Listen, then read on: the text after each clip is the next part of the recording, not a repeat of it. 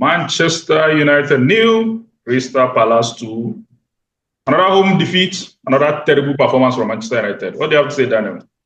I'm disappointed. I don't have much to say, I think. Because Manchester United is just 2 steps forward, a step backward, right? Or would I say 2 steps forward, 3 steps back?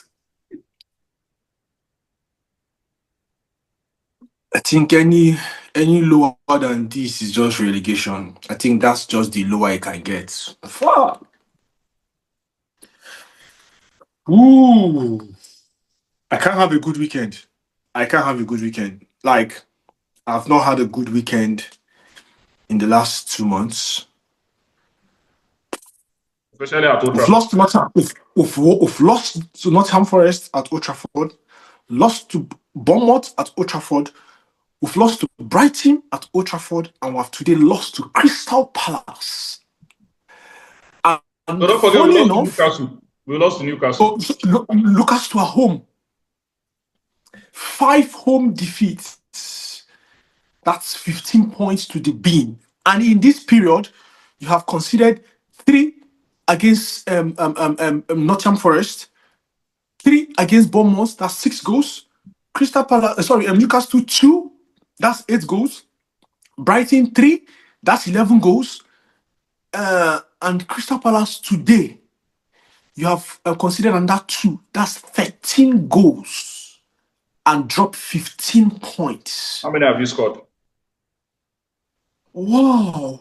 We've only scored 1 in the Brighton game and 1 in the Newcastle game. The rest were clean sheets. You didn't score Newcastle. Sorry, 1 in the Brighton game, and which one? Is it Nottingham Forest? Which one ended 3? Yeah, Nottingham Forest 3-2. Okay, I think Bournemouth. We scored the PK in Bournemouth. Am I right? No, Bournemouth was clean sheets, right? 3-0.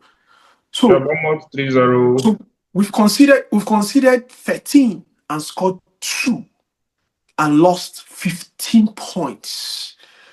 Wow. Nah. See, the thing is, I understand that this team is bad. I'm talking of the crop of players don't fit the profile of what Ruben is looking to play, number 1. Then secondly, I understand that... sorry for interrupting, but if the players don't suit the profile, as you said, like you pointed out, if the players don't suit the profile, then switch. I'm getting there. Hold on. I'm getting there. I understand that the players don't fit the profile. I understand that maybe in certain positions we don't have as enough legs, and then the legs we're having to maybe use them over and over, and they're getting tired out, obviously, because of the system and the league itself. Premier League is a high intensity league. Everybody knows that. So obviously the ones we have, we're looking to manage them and all that. And we can't get entirely, I'm talking of 100%, we can't get the best of these players. Bruh, yet, nothing will make me believe that these players are as bad as sitting 13th on the log, 29 points, minus 6 goal difference. Nah. Have conceded 34 goals and have scored 28 only goals. Nah. Have been able to win only 8 games in the season, drew 5 and have lost 11 games. Pathetic. I refuse to agree to the fact that this is the best this crop of players can give to us. There is something Amorim or more than one thing Amorim is not getting wrong. We can sit here, getting right rather. We can sit here and call out these players for, all we can and all we care. But now Amorim has to own up. He has to be responsible. He has to hold himself like hands high and say, look, I've messed up. Look, at this point, we are trying to save the season. So if I'm going to save this season playing a 4-3-3 or a 4-2-3-1, I can do it. I've set my blueprint. I know what I am lacking. I have gone on and played well over 15 games now or thereabout. Am I right? No, about 13 games upon taking up the job. I've played about 12, 13 games now. I know what I'm lacking. While we're trying to get in these players, we've gotten a teenager and a 20-year-old Dogu, unproven 20-year-old from Parma, not a pacey league, Italian league. Is it Lecce? Say again? I think it's Lecce. Sorry, from Lecce. I mean, he played Parma for Lecce. Sorry, yeah, from Lecce. Yeah, from Lecce. 20-year-old, inexperienced, if you ask me. Italian league not being the fastest league or the paciest league, more of a tactical league it is. So are my hopes high? Obviously, my hopes are not high. Yes, he's cheap. He's a good bargain if you check his age. But I've watched even the wing back thing he plays or whatever. I'm looking at his delivery. Yes, he's got good tackles and all that. But I'm looking at his, because where we are lacking, it's not about tackles. We are lacking in creativity. I'm looking at what Dogu is going to add to the team going forward. I'm talking of at the final offensive third of the pitch. I'm like, no, I'm not impressed. I've seen the teenage boy from Arsenal. I'm not impressed. I understand these players are for the future, no problem. But look, you have seen the makeup of the team, the profiles of the players you have, the ones you're shipping away, the ones you want to keep. You know what your reality is. But I'm saying that 2 months, 3 months is more than enough. And if it's not working, save this season. Just save this season. Save this season. While you see how the club can get in 3, 6, 5 players for you in the summer. Like, oh, fucking hell.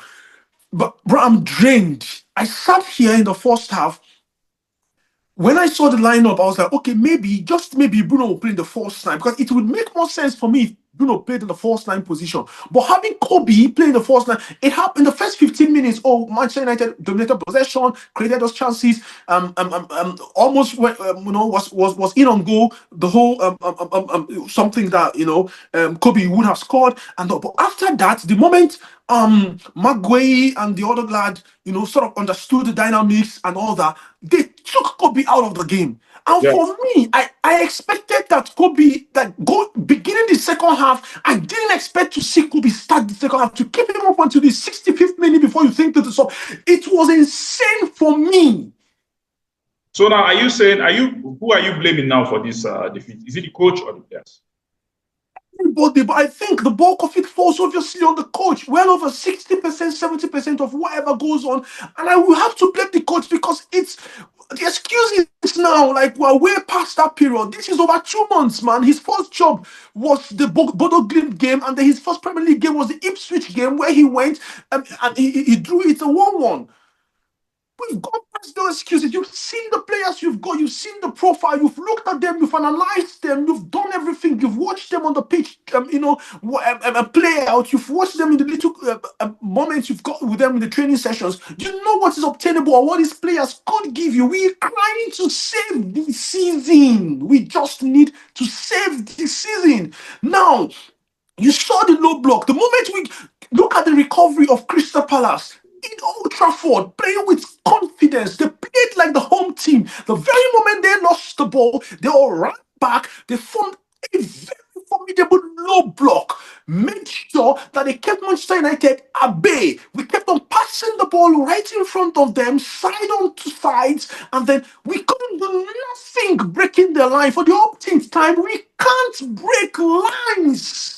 And if you are struggling with it, if you have a team or a group of players that are struggling with creativity, then this type of system doesn't work. It can't suit them, because why? We don't have the wing backs, who are bringing in the balls into the box, and that we don't have those kind of player profiles as wing backs. I'm talking right now, Diogo Dalot and Masraoui. Now you let's say you happen to play Ahmad as a wing back.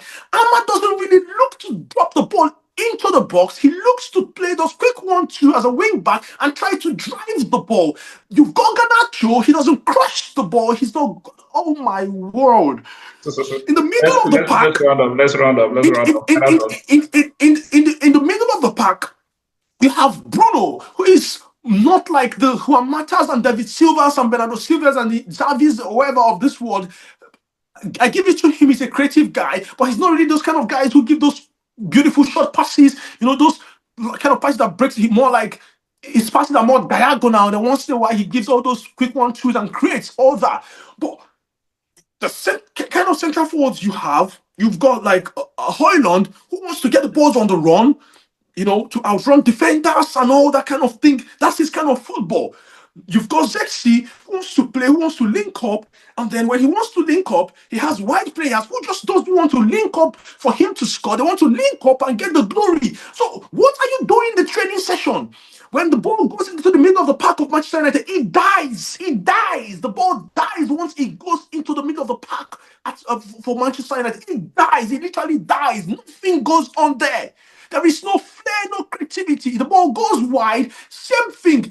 I say this thing again. I appreciate Garnacho, but if we are not playing, I appreciate what Garnacho has done for us in the past for about a year, 16 months now or thereabout. I appreciate, obviously, but in this system, Garnacho is only best as an impact sub, and I will maintain it. But if you are looking to play a 4-3-3, 4-2-3-1, whatever, perfect. It creates a lot of chances for Garnacho on the wide for him to exploit 1v1 against the right defensive player of the opposition and able to do whatever. But when you are playing this kind of system where sort of everything is sort of like jam-packed and so tight for him, and areas to operate are quite very narrow for Garnacho, you can't get the best of him.